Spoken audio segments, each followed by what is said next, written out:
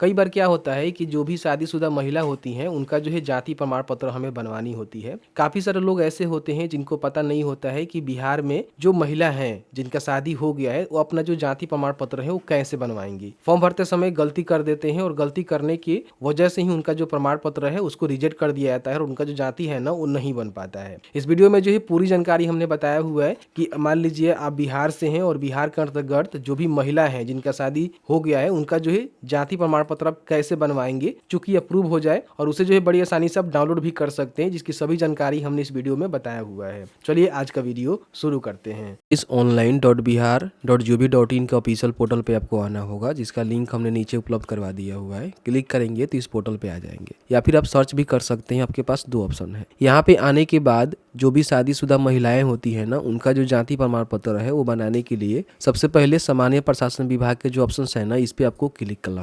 करना होगा। यहाँ पे जाति प्रमाण पत्र का जो निर्गमन है ना इस पे ही आपको क्लिक कर देना है। इसमें जो है 3 प्रकार के स्तर होते हैं, अंचल होते हैं, अनुमंडल होते हैं, जिला होते हैं। तो आप अपने हिसाब से देख लीजिएगा कि आप जो है कौन से स्तर का बनाना चाहते हैं, लेकिन ध्यान रखिएगा सबसे पहले अंचल का बनाना होता है, फिर अनुमंडल और उसके बाद जिला स्तर का बनता है। तो अंचल का ही हम आपको बताएंगे। अगर आपके कंडीशन में कहीं ऐसा डिमांड किया जा रहा है कि नहीं अनुमंडल का जिला का चाहिए तो सबसे पहले अंचल का बनाइएगा, उसके बिहाफ पे अनुमंडल का बना सकते हैं, जिला का बना सकते हैं। ठीक है, अंचल स्तर के बटन पे क्लिक करेंगे तो देखिए नॉर्मल जो जाति होता है ना तो वो जो है कोई बना लेता है, लेकिन जब महिला के कंडीशन में अप्लाई होता है तो उस समय जो है थोड़ा सा आपको जरूरी जो बातें हैं ना वो आपको ध्यान देनी पड़ती है। ठीक है, सबसे पहले जेंडर यहाँ पे स्त्री ही आपको बताना है, क्योंकि शादीशुदा महिलाएं का जो जाति प्रमाण पत्र है बना रहे हैं तो कहीं ना कहीं स्त्री ही आपको बताना होगा। ठीक है, अब यहाँ पे देखेंगे अपना जो भी सिचुएशन है वो बताएंगे कि आप जो है श्रीमती सूरी लगाना चाहते हैं कि नहीं लगाना चाहते, या फिर नहीं भी लगाना चाहते हैं छोड़ देंगे, कोई भी दिक्कत नहीं है। एप्लीकेंट का नेम यहाँ पे लिखेंगे, जो भी महिला है उनका नेम क्या है। जैसे कि मान लीजिए किसी का नेम है राधिका, ठीक है, तो यहाँ पे लिखेंगे राधिका, तो ऑटोमेटिकली यहाँ पे देखेंगे राधिका टाइप हो जाएगा। बाकी जो भी उनका टाइटल होगा वो लगा सकते हैं। उसके बाद उनके जो भी फादर का नेम है यहाँ पे आपको मेंशन करना है, ऑटोमेटिकली यहाँ पे हिंदी में भी टाइप हो जाएगा।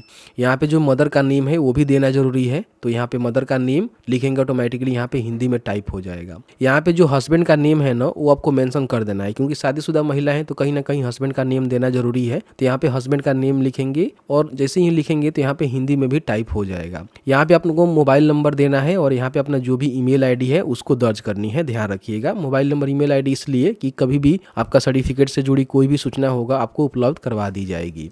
यहाँ पे देखिए अस्थायी पता में क्या करना है ना कि उनका जो अस्थाई पता उनका घर का पता होगा, मायके का पता होगा। यहीं पे जो है काफ़ी सारे लोग गलती करते हैं, जो गलती आपको नहीं करना है।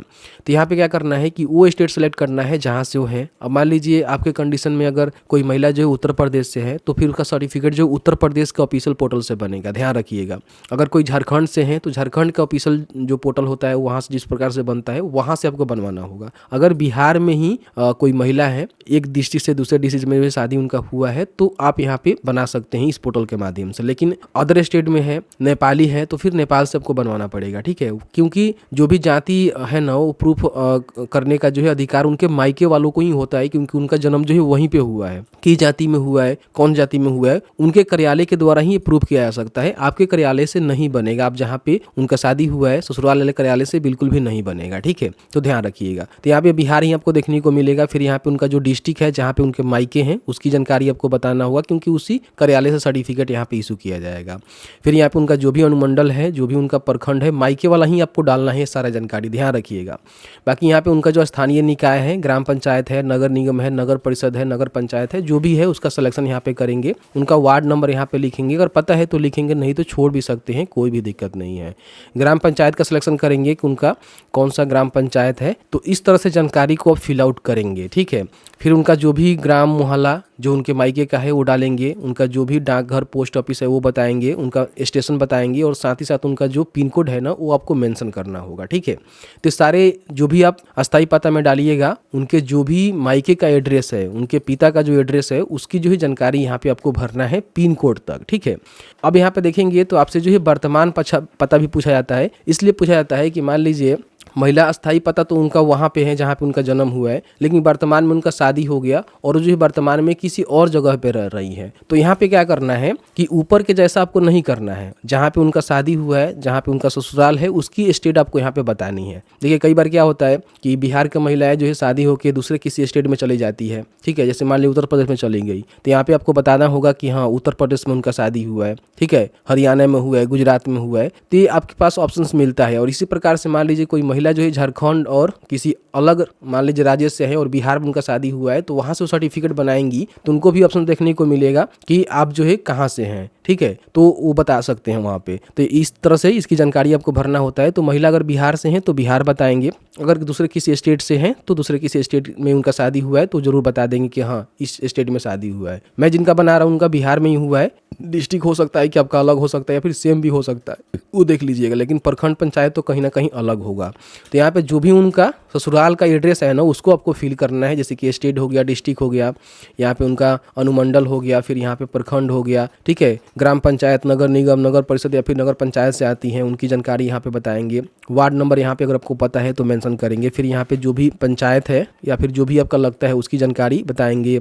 ग्राम, विलेज, मोहल्ला, टाउन, पोस्ट ऑफिस, स्टेशन बताएंगे क्या स्टेशन है और पिन कोड यहाँ पे आपको मेंशन करना है। तो यहीं पे जो है मोस्टली बहुत सारे जो फॉर्म भरने वाले व्यक्ति होते हैं वो गलती करते हैं, जो गलती आपको नहीं करना है, ठीक है। जो भी इनका परमानेंट एड्रेस है उसमें उनके मायके का एड्रेस रहेगा जहाँ से उनका सर्टिफिकेट इशू होगा, और बाकी जो प्रेजेंट है ना उसमें इनके ससुराल का एड्रेस यहाँ पे डालनी है जिस तरह से इनके सर्टिफिकेट वगैरह वगैरह पे है, ठीक है। यहाँ पे अगर मान लीजिए पिन कोड वगैरह को डालने के बाद यहाँ पे उनका एक फोटो आपको अपलोड करना होगा। तो फोटो जो है सेल्फ अटेस्टेड होना जरूरी नहीं है, इसमें किसी प्रकार की कोई भी नॉर्मल जो फोटो होता है उसको आप यहाँ पे चूज फाइल के बटन पे क्लिक करके अपलोड कर सकते हैं, ठीक है।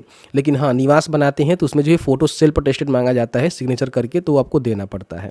अब यहाँ बताएंगे कि वो करती क्या है, छात्र हैं, सरकारी सेवा में है, निजी सेवा में है, व्यापार करती हैं, किसान है, हाउसवाइफ है, तो जो भी उनका कंडीशन होगा आप यहाँ पे बता देंगे। फिर आप कैटेगरी आपको बताना होगा कि वो किस कैटेगरी से आती हैं। तो अत्यंत पिछड़ा वर्ग से आती हैं तो इसका सिलेक्शन करेंगे, पिछड़ा वर्ग से आती हैं तो इसका सिलेक्शन करेंगे, एससी एसटी से आती हैं तो इनका सिलेक्शन करेंगे, या फिर गैर आरक्षित का भी ऑप्शन आपको देखने को मिल रहा है, यानी कि जो गैर आरक्षित है वो भी यहाँ पे अपना जाति बनवा सकते हैं। तो मेरे कंडीशन में पिछड़ा अत्यंत पिछड़ा वर्ग से हैं तो इसका मैं सिलेक्शन कर लूँगा यहाँ पे। अब यहाँ पे आपको जाति बताना होगा कि वो जो है कौन से जाति से हैं, ठीक है। ध्यान रखिएगा उनके मायके में उनको पता ही होगा कौन से जाति से हैं, तो उसकी जानकारी यहाँ पे आपको भरना होगा, ठीक है। उसके बाद जाति का उपक्रमांक कोई होगा तो यहाँ पे आप डाल सकते हैं, नहीं है तो छोड़ दीजिएगा, डालना मैंडेटरी नहीं होता है। तो इस तरह से जानकारी आपको फिल करना है, ठीक है। यहाँ पे क्या करेंगे कि देखिए आपका जो है यही ऑफिस से सर्टिफिकेट बनेगा जो उनके मायके का अंचल ऑफिस है उसके द्वारा ही इशू होगा। तो परमानेंट में उनका ही ऑफिस डालना है जहाँ पे उनके पापा का घर है, जहाँ पे उनका मायके है, ठीक है। उसके बाद यहाँ पे कैप्चा को फिल करेंगे और प्रोसीड के बटन पे क्लिक करेंगे। देखिए कई बार जो है आधार संख्या यहाँ पे मांगा जाता है, तो अगर आपके पास आधार संख्या है तो यहाँ पे डालेंगे, लेकिन ध्यान रखेंगे कि आधार कार्ड में जो है मोबाइल नंबर लिंक होना जरूरी है, क्योंकि OTP के थ्रू वेरीफाई करके सर्टिफिकेट आपको इशू करना होगा। अगर मान लीजिए आधार कार्ड में मोबाइल नंबर लिंक नहीं है तो इसको छोड़ दीजिएगा, बाद में आधार कार्ड का जो स्कैन कॉपी है वो आप अपलोड कर पाएंगे। तो मैं यहाँ पे नहीं डालूंगा, आगे मैं आपको बताऊंगा कि स्कैन कॉपी किस तरह से अपलोड करना है। तो जैसे ही प्रोसीड के बटन पर क्लिक करेंगे तो आपने जो भी जानकारी फिल आउट किया हुआ है वो जानकारी आपको देखने को मिलेगा, ठीक है। इसको चेकआउट कर लीजिएगा। कई बार आप चाहें तो पति का नाम छोड़ भी सकते हैं, ऐसा नहीं है कि पति का नाम जो है दर्ज करना जरूरी है, लेकिन मेरे हिसाब से पति का नाम देनी चाहिए, क्योंकि मान लीजिए उनका शादी हो गया है तो कहीं ना कहीं पति का नाम जो है देना जरूरी है, क्योंकि आपको फॉर्म में भी देखने को मिलता है। अब यहाँ पे नीचे आने के बाद आपको क्या करना है कि अटैच एंड शेयर के बटन पे क्लिक करना है। अब यहाँ पे आपको जो है डॉक्यूमेंट यहाँ पे अपलोड करना है। तो इसमें कई सारे जो है डॉक्यूमेंट है, किसी एक डॉक्यूमेंट का जो है स्कैन कॉपी आपको अपलोड करना होगा। जैसे कि मैं आधार कार्ड का सिलेक्शन कर रहा हूँ, तो यहाँ पे देखिए एक चीज आपको फॉलो करना है, ध्यान रखिएगा। जैसे कि मान लीजिए महिला का शादी हुआ है तो अभी आधार कार्ड पे जो है उसका जहाँ भी शादी हुआ है, जहाँ उसका ससुराल है, उसका ही एड्रेस यहाँ पे मेंशन होता है। तो अगर केवल उनके ही आधार कार्ड को लगाएंगे महिला का तो ये फॉर्म रिजेक्ट हो जाएगा। इसमें करना क्या है कि जो उनके माता पिता हैं उनमें से किसी एक का, माता पिता नहीं है तो उनके कोई अभिभावक हो सकते हैं, घर में गार्जियन हो सकते हैं, उनका आधार कार्ड, ठीक है, वो मंगवा लेना है, ठीक है।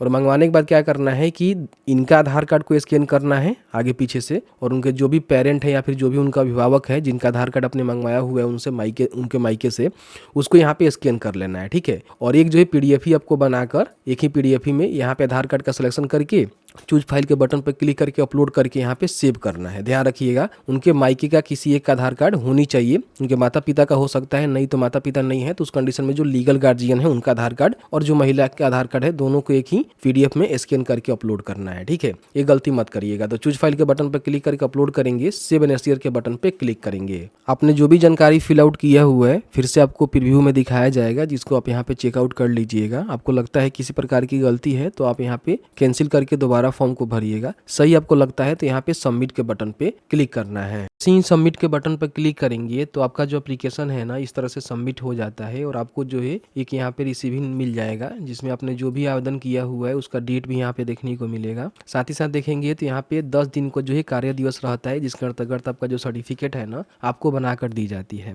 ध्यान रखिएगा अगर आपको रिसेंट में चाहिए तो इनके जो भी कार्यालय है मायके वाला वहाँ पे जाकर जो है आपको उनसे मतलब जो भी इनके गार्जियन है उनसे बोलकर जो है कर्मचारी से वेरिफिकेशन करवा लेंगे तो 2 से 3 दिन में इनका जो सर्टिफिकेट है ना अप्रूव भी हो जाता है और रिजेक्ट भी नहीं होता है। तो एक बार फॉर्म भरने के बाद जो भी इनके गार्जियन है मायके वाले उनसे किसी एक व्यक्ति से बोल दीजिएगा कि जाके कार्यालय में थोड़ा सा बोल देने के लिए कि सर्टिफिकेट यहाँ पे अप्रूव कर दिया जाए, तो अप्रूव हो जाता है। ठीक है, 10 दिनों का समय होता है। जैसे ही सर्टिफिकेट आपका अप्रूव हो जाएगा तो आपको जो है मेल बाई मैसेज आ जाएगा कि आपका सर्टिफिकेट इशू हो गया है।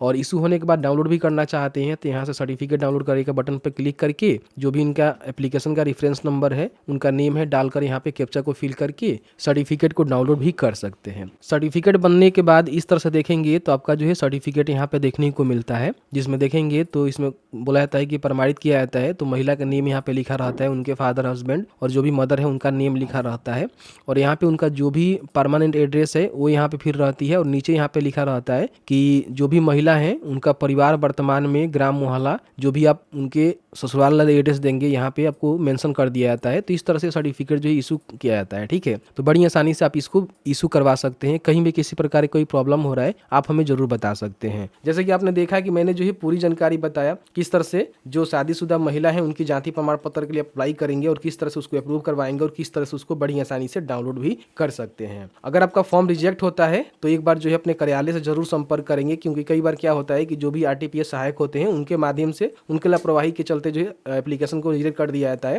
तो एक बार संपर्क करके जो भी अपना डॉक्यूमेंट है उसको सबमिट कर दीजिएगा, आपका जो जाति प्रमाण पत्र है 100% अप्रूव हो जाएगा। तो बस आज की इस वीडियो में इतना ही। वीडियो थोड़ा सा अच्छा लगा है तो प्लीज वीडियो को लाइक जरूर करेंगे।